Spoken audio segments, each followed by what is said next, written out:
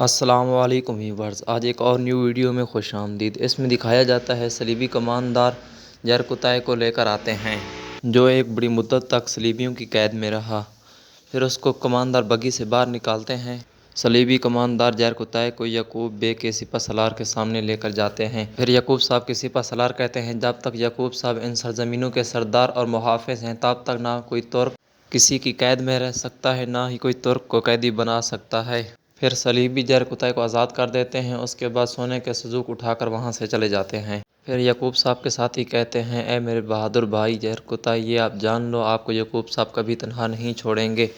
یعقوب صاحب آپ کی بہت عزت اور قدر کرتے ہیں۔ جرقتہ کو کہتا ہے، اے میرے بہادر بھائی، آپ کو ڈرنے کی کوئی ضرورت نہیں، اب آپ آزاد ہو۔ جرقتہ وہاں بہت ہی ڈرا ہوا ہوتا ہے۔ پھر یعقوب سردار کا سپاہی کہتا ہے اپنے سپاہیوں سے، جرقتہ کو بھوک لگی ہوگی، اس کے لیے فوراً کھانا لے کر آؤ۔ لیکن جرقتہ ڈرا ہوا ہوتا ہے، نہ تو جرقتہ کھانا کھاتا ہے اور نہ ہی پانی پیتا ہے۔ جرقتہ خوف کی وجہ سے وہاں سے جانا چاہتا ہے۔ وہ سپاہی کہتا ہے کہ جانے دو جرقتہ کو، اسے کوئی بھی نہ روکے۔ پھر جرقتہ وہاں سے چلا جاتا ہے۔ پھر عثمان صاحب کو دکھایا جاتا ہے، جو کہ صلیبیوں کی قید میں تھا، اور اسے یعقوب صاحب چھڑاتے ہیں۔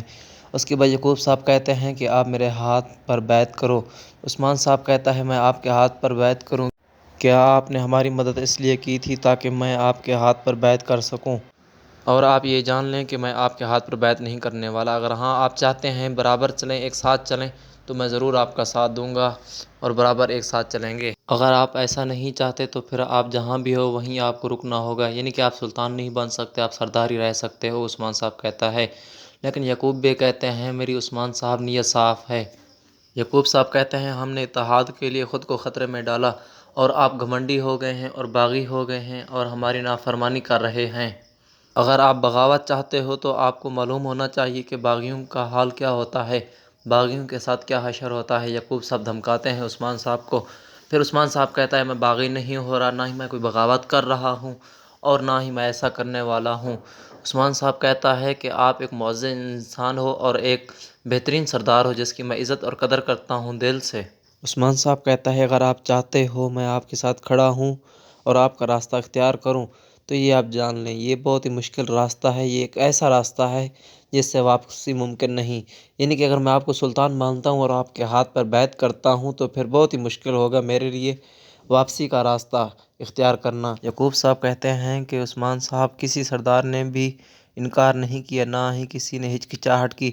پہلے شخص آپ ہو جو ہچکچاہٹ کر رہے ہو اور وقت مانگ رہے ہو۔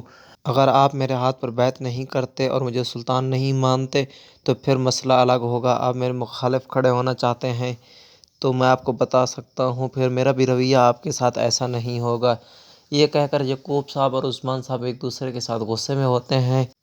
پھر یعقوب صاحب کہتے ہیں، مجھے ایسا کرنے پر مجبور مت کرنا عثمان صاحب۔ پھر یعقوب صاحب کے بیٹے محمد بے کو دکھایا جاتا ہے، جو کہ اورحان صاحب سے پہلے اولویرا کی قیمت لگا کر ان وحشیوں سے اولویرا کو لے لیتا ہے، جیسا کہ ہم نے پچھلی قسط میں دکھایا تھا۔ پھر اولویرا کہتی ہے، تم ہوتے کون ہو مجھے لے کر جانے والے؟ پھر اورحان صاحب کو دکھایا جاتا ہے۔ اورحان صاحب کہتے ہیں اولویرا سے، اولویرا تم ڈرو مت، تمہیں مجھ سے کوئی نہیں چھین سکتا۔ پھر اولویرا اورحان اور محمد بے سے کہتی ہے، مجھے نہیں، تمہیں ڈرنا چاہیے مجھ سے۔ اولویرا کے یہ سخت الفاظ سننے کے بعد محمد بے غصے میں آ جاتے ہیں اور اولویرا کی طرف جانے لگتے ہیں، تو راستے میں اورحان صاحب آ جاتے ہیں اور ان کے سامنے ڈٹ کر کھڑے ہو جاتے ہیں۔ اور اورحان صاحب کہتے ہیں، مجھے کچلے بغیر چاہے کوئی بھی ہو، کوئی سردار ہو یا کوئی بھی ہو، اولویرا کو ہاتھ نہیں لگا سکتا۔ پھر اورحان صاحب غصے میں کہتے ہیں محمد بے سے، اگر تمہاری یہی نیت ہے تو میرے ساتھ جنگ کرو اور مجھے کچل ڈالو۔ پھر محمد بے غصے سے اورحان صاحب سے کہتے ہیں، اگر میں کہہ رہا ہوں خاتون میری ہے تو میں اپنے لیے نہیں کہہ رہا، ہم یہاں اپنے مفادات کے لیے نہیں آئے۔ پھر کہتا ہے، ہم یہاں جتنے بھی موجود ہیں تمام کے تمام یعقوب صاحب کے حکم کے پابند ہیں۔ پھر اورحان صاحب کہتا ہے، نہ ہی ہم کسی کے حکم کے پابند ہیں، نہ ہی کسی کے ہم غلام ہیں۔ پھر محمد کہتا ہے، اس بات کا فیصلہ تم نہیں عثمان صاحب کریں گے۔ پھر محمد کہتا ہے، باقی سرداران بھی اپنی وفاداری میرے بابا کے ساتھ ظاہر کریں گے۔ پھر اورحان صاحب کو غصہ آ جاتا ہے اور اورحان صاحب اپنا ہاتھ اپنی تلوار کی طرف بڑھاتے ہیں اور غصے میں ہو جاتے ہیں۔ پھر محمد کہتا ہے، اپنے سپاہیوں سے تم لڑنے کے لیے تیار ہو؟ پھر محمد کہتا ہے، اورحان صاحب تمہاری آنکھوں سے آگ برس رہی ہے، یہ میں دیکھ سکتا ہوں، تم خاتون کو بچانے کے لیے مجھ سے بھی لڑنے کو تیار ہو۔ وہاں پر موجود وحشی بھی دیکھ رہے ہوتے ہیں اور وہ خاموش کھڑے رہتے ہیں۔ پھر اورحان صاحب کہتا ہے، اگر تمہیں آگ نظر آ رہی ہے تو پیچھے ہٹ جاؤ، میں اس خاتون کو بچانے کے لیے سب کچھ کرنے کو تیار ہوں۔ پھر محمد بے ارحان صاحب کی طرف دیکھ کر کہتا ہے مجھے نہیں معلوم تھا کہ تم اس خاتون سے اتنا محبت کرتے ہو، کیا تم اس خاتون سے شادی کرنا چاہتے ہو؟ یہ تو واضح ہے تم اس خاتون سے محبت کرتے ہو، اگر تم اس خاتون سے محبت کرتے ہو تو میں تمہاری محبت میں رکاوٹ نہیں بنتا اور میں تمہاری محبت کے لیے تمہیں خاتون دیتا ہوں۔ پھر محمد کہتا ہے ارحان صاحب یہ ظرف ہم نے اپنے آباء و اجداد سے سیکھا ہے، مشکل وقت میں ایک دوسرے کی مدد کرنا، اور یہ میرا احسان بھی مت بھولنا۔ پھر ارحان صاحب کہتا ہے شکریہ، اور ہم اپنے ساتھ کیے گئے احسان کبھی بھی نہیں بھولتے۔ پھر ارحان صاحب کہتے ہیں محمد صاحب میری بھی بات ایک یاد رکھنا، ہم پر احسان وہی کرتا ہے جو ہم سے کچھ حاصل کرنا چاہتا ہے یا ہم سے احسان کا بدلہ لینا چاہتا ہے، اور اس طرح کا احسان اور کام نیچ لوگ ہی کر سکتے ہیں، یعنی کہ گھٹیا لوگ ہی اس طرح کے کام کرتے ہیں جو احسان کے بدلے پھر اپنا مطلب رکھتے ہیں یا منافقت رکھتے ہیں یا احسان کے بدلے احسان چاہتے ہیں۔ پھر محمد غصے میں آ جاتا ہے اور ارحان سے کہتا ہے نیچ اور گھٹیا لوگ تو وہ ہیں جو احسان کو اپنی توہین سمجھتے ہیں۔ محمد بے غصے سے ارحان صاحب سے کہتا ہے آپ کو توہین محسوس کرنے کی ضرورت نہیں ہے، کیونکہ جو بڑے ظرف والے ہوتے ہیں وہ ان چھوٹی چھوٹی باتوں پر توجہ نہیں دیا کرتے، نہ ہی ان کو کوئی خاص بات سمجھتے ہیں۔ پھر محمد بے غصے سے ارحان صاحب سے کہتا ہے اگر تم دوبارہ میرے راستے میں آئے تو میں تمہیں کچل دوں گا، یہ لاسٹ وارننگ ہے، اس کے بعد میں تمہارا لحاظ نہیں کروں گا۔ ارحان صاحب غصے سے لال ہو جاتے ہیں، جب محمد بے اس کو شدید غصے میں دیکھتا ہے تو کہتا ہے اپنے سپاہی سے اسے دودھ دو۔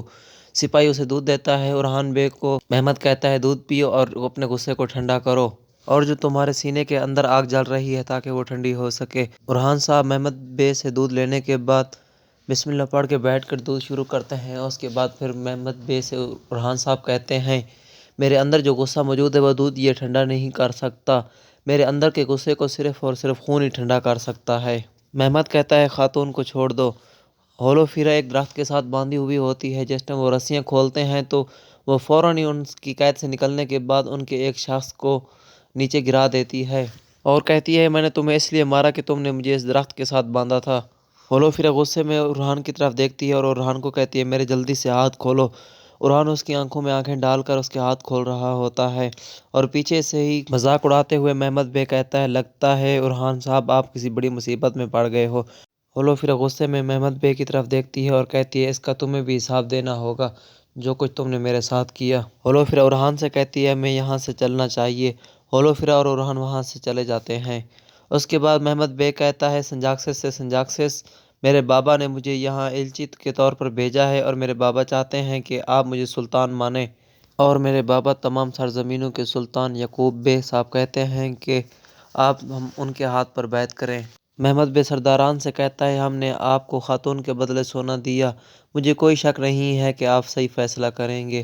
پھر محمد بے وہاں سے چلا جاتا ہے۔ آج کے لیے اتنا ہی، نیکسٹ ایپیسوڈ کل اپلوڈ کی جائے گی۔ اگر ویڈیو اچھی لگی تو ہمارے چینل کو سبسکرائب کریں تاکہ ہماری ہر نیو آنے والی ویڈیو اب تک پہنچتی رہے۔